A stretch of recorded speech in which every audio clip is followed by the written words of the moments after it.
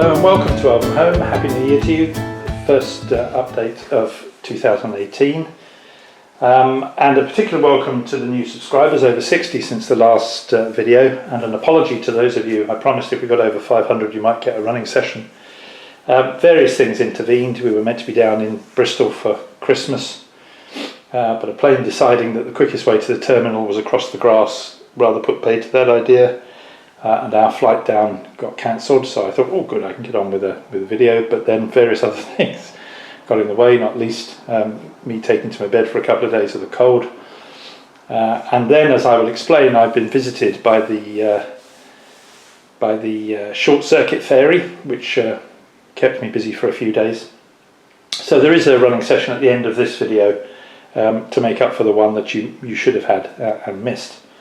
And there really are three parts to the update this time round. Talking a bit about the latest changes and the unexpected work that I found myself doing this week. And then really partly in response to a query from Phil Bedson on the last video, I realised that I haven't taken people around Elvenhome, and I need to do that for you anyway because I have changed the design of the layout a little bit as a consequence of something that I was forced into doing earlier this week. And then the running session at the end. So starting with the thing that you can see, which is the raised section. Before Christmas I completed the raised section, or most nearly completed it. There's one tiny bit to be done yet. If I just come in for a moment.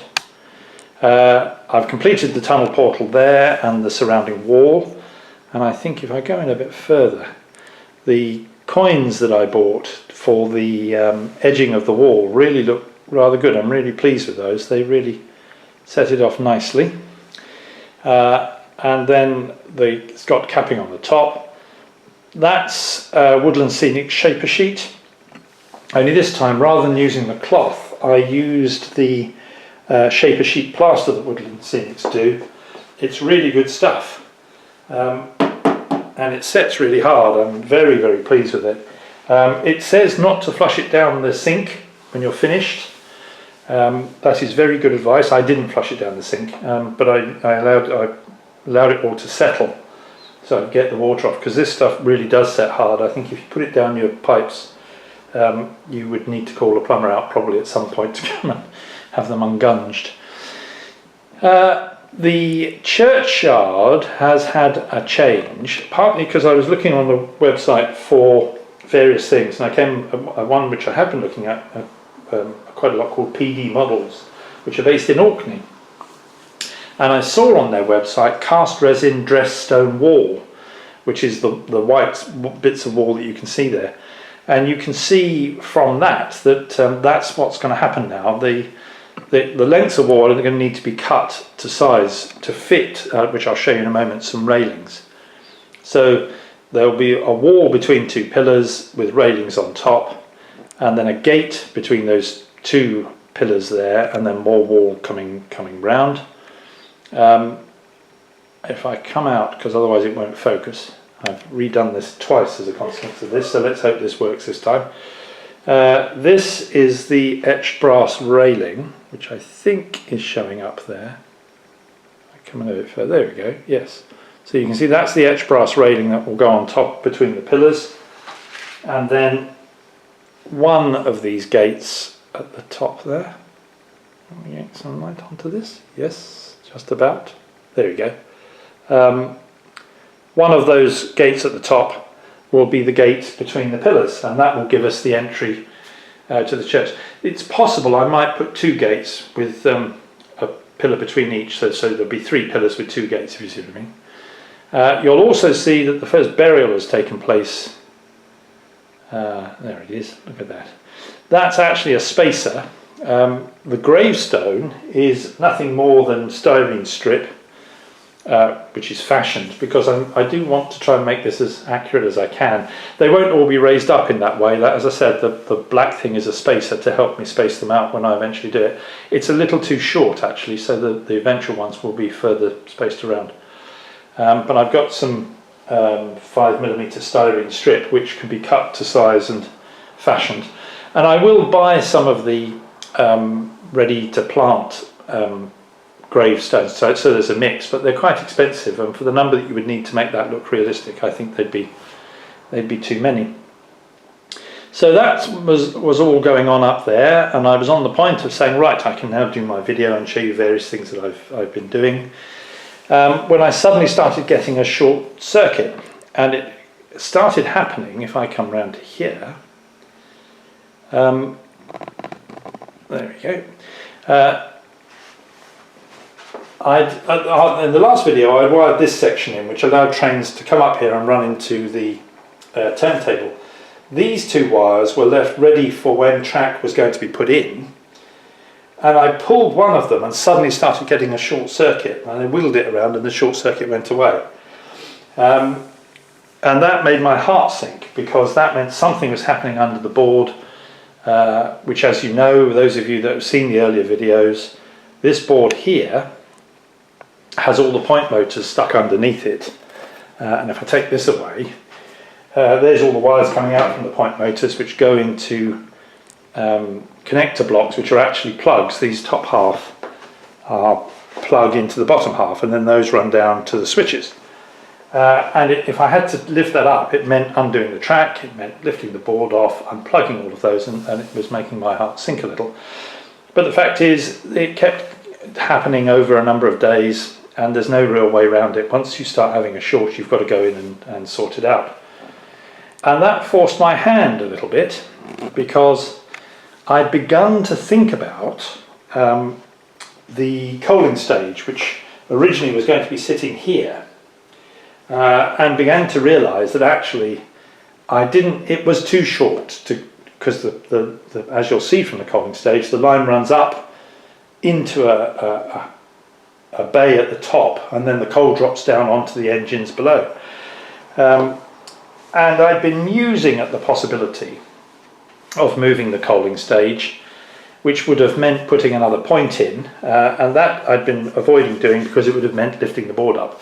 But because I had to lift the board up, it made me say, well, that is what I'm going to do. So this last week has been spent making these changes here.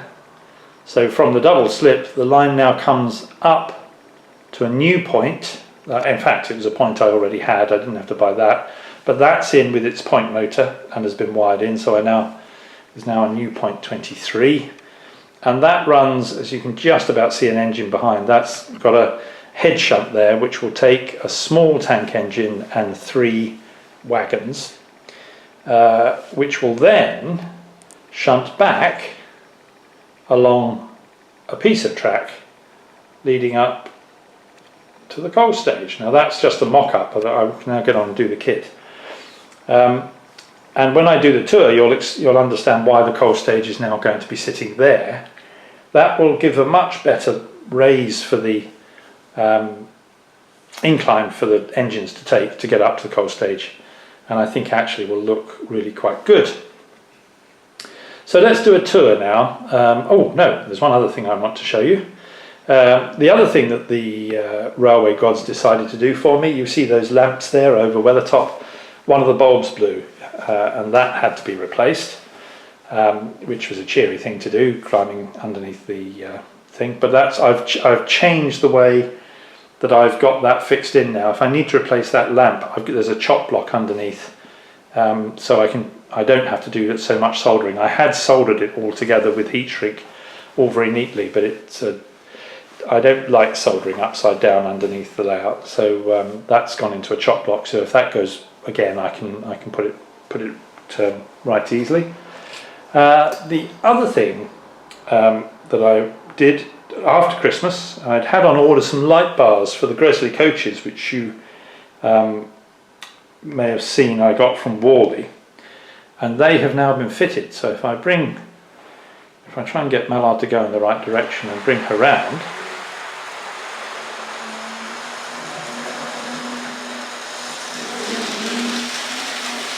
I'll bring her round to the front here, and we'll come out a little bit and go down. If I turn the lights off, I think you may see that we now have lit coaches. The light bars, I have to say, are very straightforward to fit and do an excellent job. The next thing will be to put people inside the coaches. I don't have any figures to go in, but it's very easy to get the roof off. The light bars just plug into a socket that's in the carriage, and the detail inside actually is fabulous. It's really very good. I don't know if it will let me. Not really. So I think once we can put some people inside, that will look very good. We'll put the lights back on again now and just take the train off to the station. So to give you a tour of Elvenhome, because we're already 10 minutes into this, let me come back. At the top here we have the church. I think it's going to be called the Church of St Eldar. Those of you who haven't already twigged, most of the names that are on this layout, in fact nearly all of them, are taken from Lord of the Rings. Some of them you have to search for a little bit more, but they are all in Lord of the Rings. So the Church of St Eldar, I did think of St Gandalf, but that was a bit too obvious, and St Eldar is a bit more, you have to hunt for that. Sits up on the hill above Weathertop, which is the main town, at which there is then the station of Grey Havens. That is an engine shed, or a workman's, that comes with the Metcalfe engine shed kit. But I have to say, I'm looking at that and I think I've got various bits that I could add to that, so that may well be the station building for Grey Havens. That bit of card sat at a jaunty angle is where the stairs will be, down onto a single line platform which is up on the branch that runs all the way up to High Elven, and more of that anon. Down in the village, or in the town, you have the motive power depot, or one of the motive power depots, and I'll come on to that, here at this end. And then behind you have Bagshot Terrace. That is the full length of what Bagshot Terrace will be, and behind it will be another row facing to the station, and these are essentially what originally the railway workers' cottages. And as you can see, Pickfords have arrived to help people move in. Talking of PD models, I'll just come in a bit further. That police box and that Victorian post box are PD models, the painted ones, which they provided, which I bought. They really are superb in N-gauge. I mean, these are really tiny. And then at this end, that telephone box, which is hollow. So if I can find a figure thin enough, I may put someone in there actually making a call. But it's amazing. I always find this when you start putting some detail in, how that suddenly makes a scene come alive. So that's Bagshot Row. This pub is a pub called the Ivy Bush, which is one of the pubs in Hobbiton, as you may well know. Its arch enemies drink in this pub at this end, which is the Prancing Pony. Let's see if we can get that sign in. There we go, the Prancing Pony, which is in Bree, for those of you who've read Lord of the Rings. And so that will be a row of back-to-backs, and you can just see here, because it's the only one I've got left over, I've got more of these kits to make. That's how the back end row will run, with a road that runs all the way around. And that brings you then to the station of Weathertop, which I've got various bits and pieces actually. Again, PD models, and they're getting a lot of stuff today. That's to go on the platform, which is a range of, obviously a weighing machine and various vending machines. I've got 2 sets of those, so they'll be going on the platform in good time. The station buildings will be lit at some point. And I've got a tiny kit which makes up shelving to go into the parcels office, which is actually sitting behind those 2 white, small white tanks there. And you have the station of Weathertop, which is a 3-platform station. There's an island platform for platforms 2 and 3, and then the branch train, you can just see the autocar at the back, comes off of platform 1, which is the platform that you go onto, and you go via a subway onto platforms 2 and 3, although there is a slope for parcels only to take you down. If you look just here, that fencing is around a slope that takes you down and under if you're carrying heavy parcels. At this end of the layout is the industrial area, and that's changed in design partly as a consequence of moving the coaling stage. Originally the tall warehouse building that you can see there was going to be on the other side of the canal, but I think that's going to be there with a canal link, so that barges can be loaded straight from the canal. At the back is the brewery, which is no longer now going to have a direct rail link. You have the entranceway and the boiler house, and then over the back there's some more warehouses and factories. That may be added to. I've yet to finalise how that goes. Over the viaduct, and you can see now that I've put the 2 tunnel portals in place, because this area, and this really will not be reached, I think, before the middle of the year, will all be covered in, because up here will sit the village of High Elven. And if you go over back here, that train is stopped at the moment at what will be a station called Sharky's End, and then there'll be another station here in this sort of area, if I come back, which will be High Elven.